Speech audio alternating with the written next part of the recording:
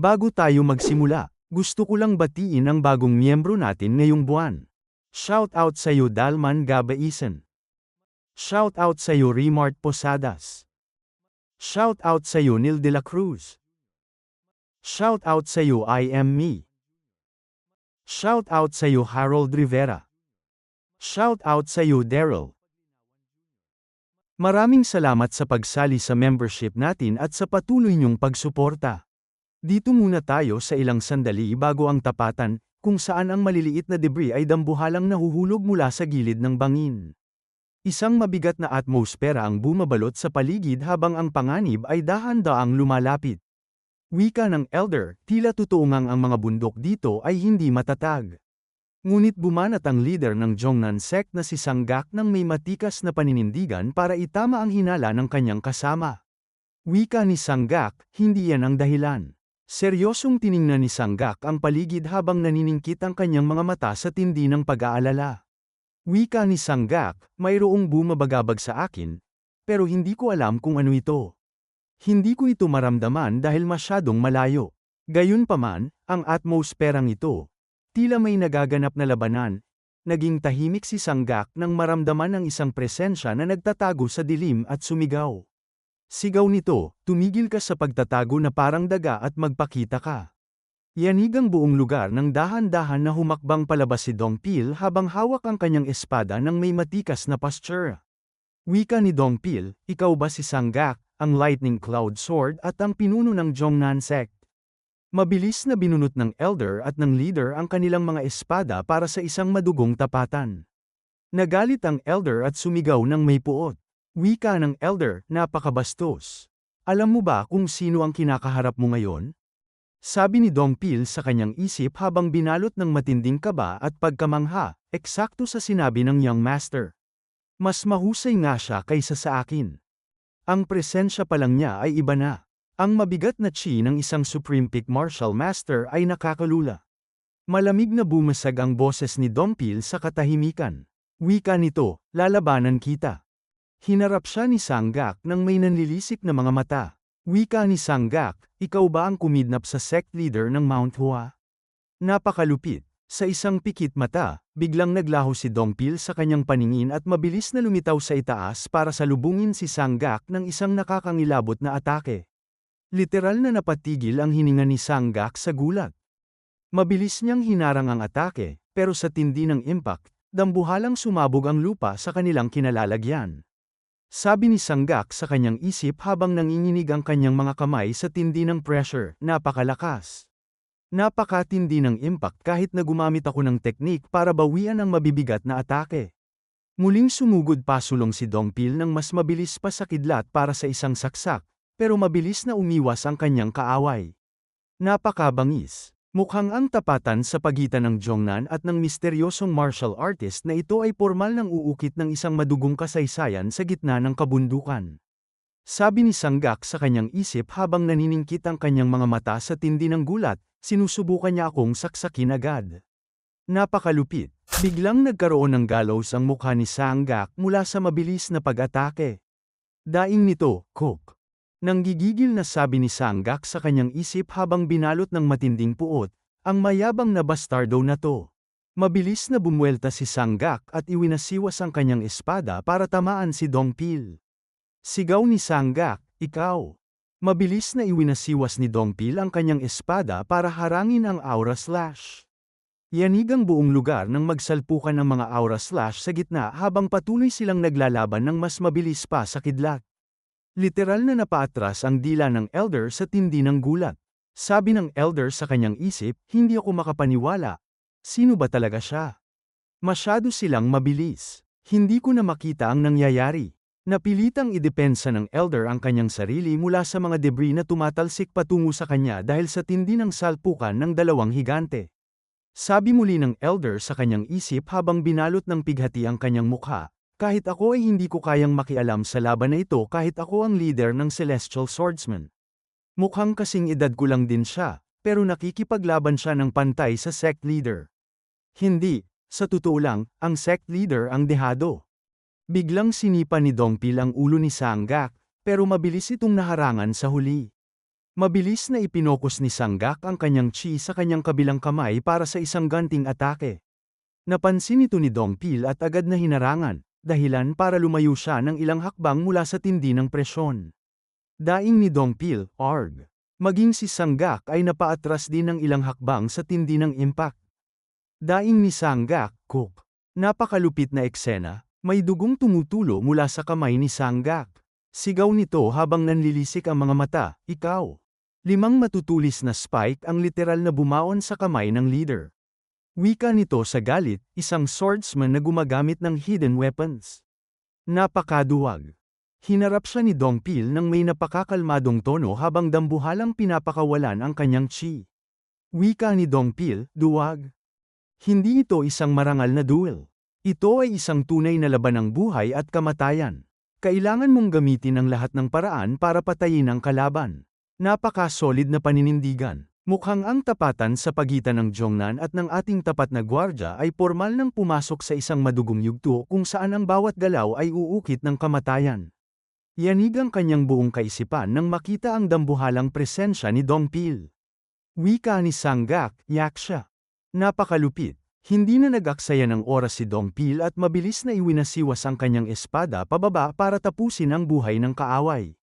Sigaw ni Dongpil, mamatay ka. Samantala, lumipat ang eksena sa panig ng ating bida kung saan tambak ang napakaraming dambuhalang bangkay na nakahandusay sa lupa. Nakaluhod ang elder na si Myung-ho habang binalot ng matinding pighati at hindi makapaniwala sa sinapit ng kanyang grupo. Wika ni Myung-ho, ito ay imposible. Hindi ito maaari, kami ang Jongnan. Ngunit sa tindi ng desperasyon, pilit na tumayo si Myung-ho at buong bangis na sumugod sa ating bida. Sigaw niya, mamatay ka, halimaw. Hinarap siya ni Sorayang nang may napakakalmadong mukha at binitawan ng isang dambuhalang counter gamit ang kanyang kamao. Literal na tinamaan si Myung-ho at ang kanyang espada ay mabilis na tumalsik sa ere. Sa mukha ng napakaraming dugo ang elder habang yanig ang kanyang buong katawan. Napakalupit na reflexes. Sinalo ng ating bida ang nahuhulog na espada mula sa ere at mabilis na itinutok ang espada sa leeg ni Myung-ho. Wika ni Sorayang, anong meron sa Jongnan? Kayo ay isa lamang bulok na sekta. Sa isang pikit mata, ginilitan ng ating bida ang elder at mabilis na dumaloy ang dugo mula sa leeg nito habang ang katawan ni Myung-ho ay bumagsak sa lupa. Elder Myung, sigaw ng mga disipulo habang nanginginig sa tindi ng gulat at hilakbot. Sabi ni Jong-woon sa kanyang isip habang nanlilisik ang mga mata sa takot. Napakalupit at walang awa yon. Lahat tayo ay mamamatay. Pero hindi tayo makakatakas. Lumingon si Jong-woon sa kanyang likuran at sumigaw ng may matikas na paninindigan sa kanyang mga tauhan. Wika ni Jong-woon, ihanda ang inyong mga buhay para isakripisyo. Hindi natin pwedeng hayaan ang isang malupit na demonic martial artist na katulad niya na makalabas sa mundo. Isang napakalupit ng ngiti ang semilay sa mga labi ng ating bida habang sinusuri ang reaksyon ng mga kaaway. Sabi ni Sorayang sa kanyang isip, mabuti na lang at naging mas malupit ako kaysa sa kinakailangan. Sigurado akong gusto nilang tumakbo, pero hindi nila magagawa dahil sa kanilang imahe bilang orthodox. Ngayon, hindi na sila tatakas. Literal na napatigil ang hininga ni Jong-woon sa tindi ng takot nang magsimulang gumalaw ang ating bida. Napakabangis. Ipinagpatuloy ni Sorayang ang pagpaslang sa mga disipulo ng isa-isa, habang ang bawat pagbagsak ng kanyang talam ay uukit ng isang madugong bangungot sa kasaysayan ng Jongnan sect. Habang naniningkit ang kanyang mga mata sa pighati, binalot siya ng dambuhalang realisasyon. Sabi ni Jong-woon sa kanyang isip, ito ay isang sakuna. Isang natural na sakuna. Napakalupit na eksena. Literal na nahiwa ang braso ni Jong-woon at nabitawan niya ang kanyang espada. Bumaon ang talam ng espada sa lupa sa tindi ng pagbagsak nito. Wika ni Jong-woon habang umuubo ng dugo, ikaw ba? Ang demonic cult leader. Hinarap siya ng ating bida nang may napakakalmadong tono at bakas ang dambuhalang pang-uuyam. Wika ng ating bida, ang demonic cult leader. Sa tingin mo ba ay napakarami niyang oras para pagkainteresan ang mga talunan na katulad niyo? Parurusahan ka ng langit, sigaw ni Jong-woon nang may huling lakas. Wala akong pakialam, malamig na tugon ni Sorayang. Sa tindi ng desperasyon, sumugod si Jong-woon. Sigaw niya, ikaw. Ngunit sa isang pikit mata, iwinasiwas ng ating bida ang kanyang espada na parang wala lang. Literal na tumalsik ang ulo ni Jong-woon palayo sa tindi ng impact. Sabi ni Sorayang sa kanyang isip habang nanlilisik ang mga mata sa tindi ng determinasyon, na asikaso ko na ang 180 Celestial Swordsman. Ang mga bangkay ay bumuo na ng bundok, pero wala akong pinagsisihan.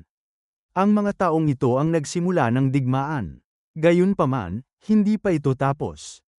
Kailangan ko itong tapusin hanggang dulo. Tara na. Matikas na naglakad ang ating bida habang iniiwan ang libu-libong bangkay sa lupa nang walang pag-aalinlangan. Samantala, sa kabilang panig, yanig ang buong paligid sa tindi ng bakbakan. Hapaw na at pagod si Sang-gak, at maging ang ating matapang na si Dong-pil ay humihingal na rin sa tindi ng tapatan. Sabi ni Dong-pil sa kanyang isip habang sinusuri ang kanyang natitirang lakas, may limitasyon ang regeneration abilities ng Vajrayaksha Demonic Arts. Dehado ako kapag mas tumagal pa ito. Kailangan ko na itong tapusin. Mabilis na sumugod pasulong si Dong-pil para umatake. Ngunit bigla siyang napatigil nang may mapansin. Isang aura slash ang mabilis na lumilipat patungo sa kanya pero mabilis niya itong hinarang. Kok, daing ni Dong-pil.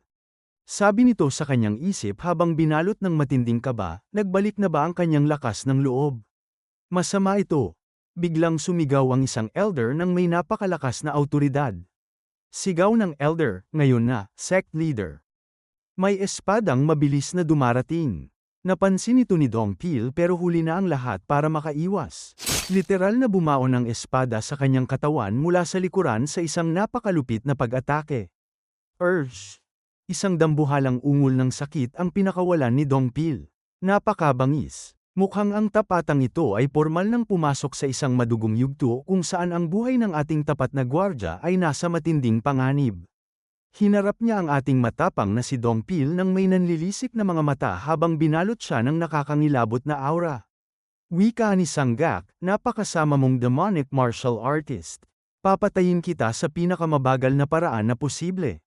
Ngunit sa mismong segundo na yun, literal na napatigil ang hininga ni Sang-gak nang may mapansin siyang isang bagay na yayanig sa kanyang buong kaisipan.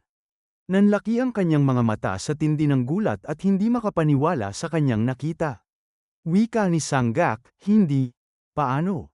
Napakalupit na eksena, dahil ang espada ni Dong-pil ay bumaon din at tumagos sa katawan ni Sang-gak. Sabi nito sa kanyang isip habang nanginginig sa tindi ng gulat at pighati. Hindi siya dapat nakakagalaw dahil sa celestial arts.